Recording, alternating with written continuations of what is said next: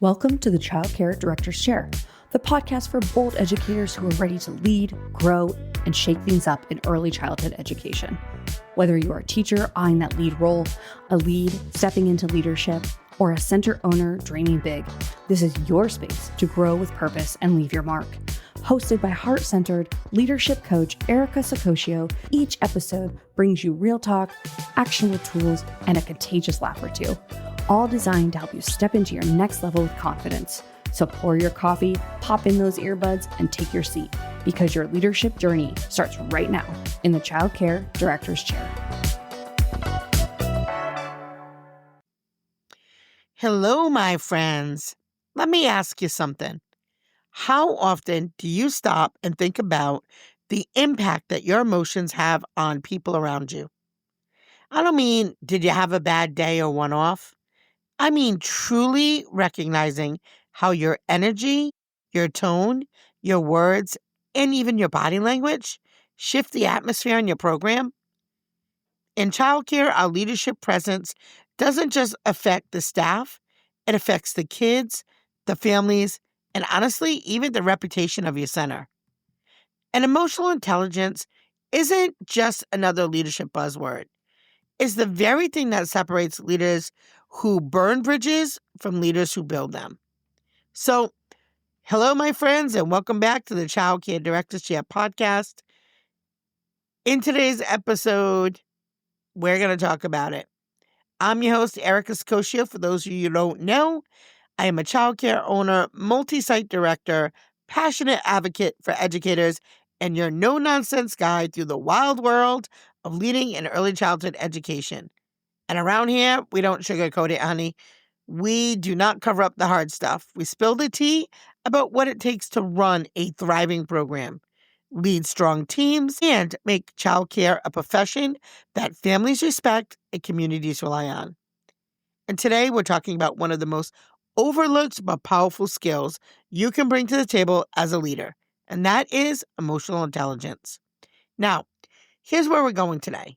We're going to break down what emotional intelligence actually means for childcare leaders, why it matters more than you think, and 3 practical ways you can build it into your leadership style starting right now.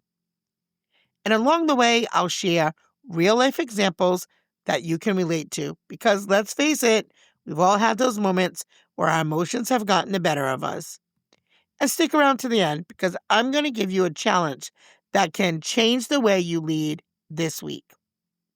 Now, some of you might be thinking, Erica, I don't have time for this soft skill stuff.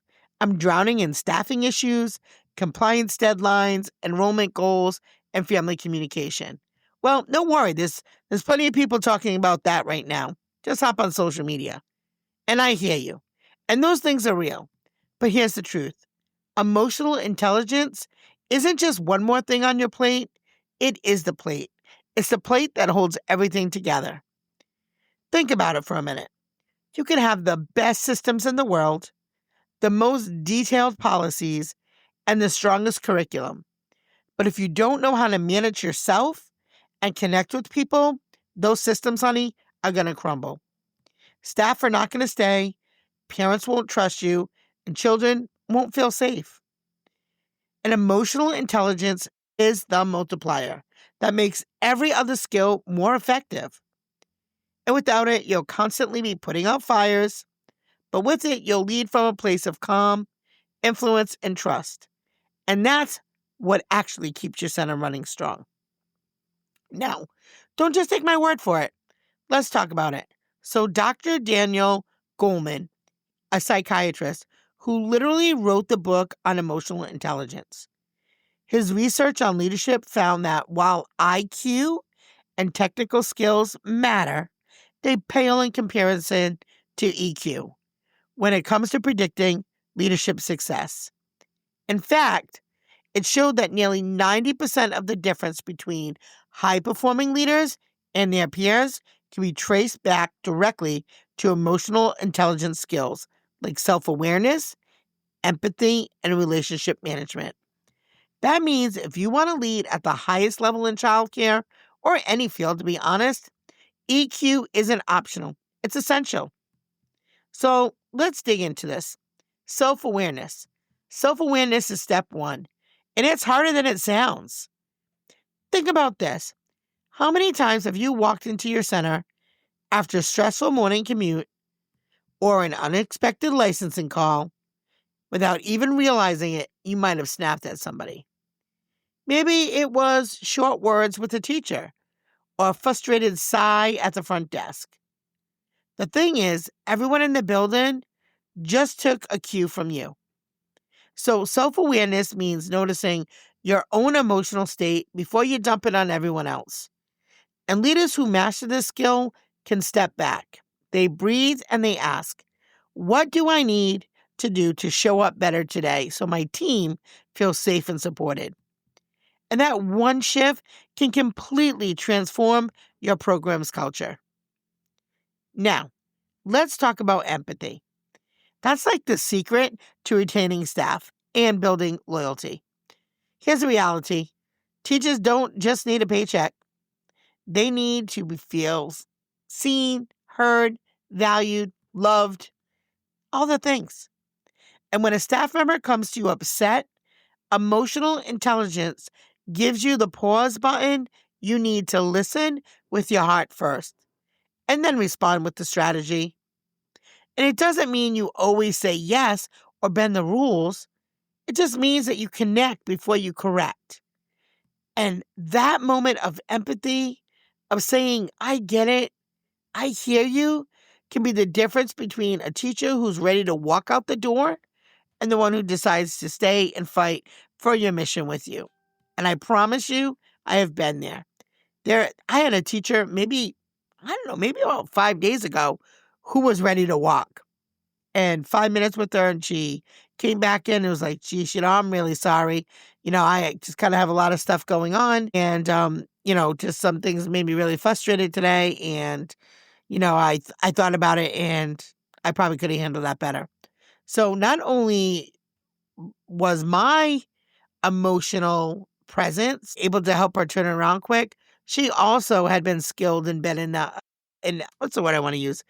An environment where we are very in tune with each other. So, you have to be able to have that when you're working with people. And that's where that relationship management comes in, where EQ really shows its power in those relationships.